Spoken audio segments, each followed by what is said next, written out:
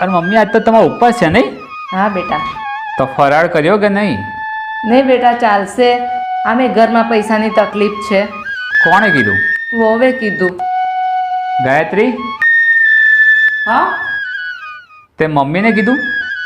હા, પણ એમ પણ ઘરમાં પૈસાની તકલીફ છે તો પછી મમ્મીને ક્યાંથી લાવી દઉં? પણ કંઈ નહીં, મમ્મીને જે જોઈએ એને આપી દેવાનું. સારું, હું લઈ આવું. હા મમ્મી. શું ફરાળ થઈ ગયો? હા હો બેટા, થઈ ગયું. હો, મારું પેટ ભરાઈ ગયું. ભગવાન તારી ઈચ્છા પૂરી કરે. હલો. હા. અરે થેન્ક યુ. અરે મમ્મી, મેં જે હમણાં ઇન્ટરવ્યૂ આપ્યું હતું ને એમાં હું પાસ થઈ ગયો અને મારો જે અહીંયા પગાર હતો ને એની કરતાં વધારે પગાર મને મળશે. અરે વાહ, બધી મનોકામના તારી ભગવાન પૂરી કરે બેટા, તું ખુશ રહે. લોકો દુઃખમાં હોય ને તો ભગવાનને યાદ કરે, પણ એકવાર મા બાપને ખુશ રાખવાની કોશિશ કરજો.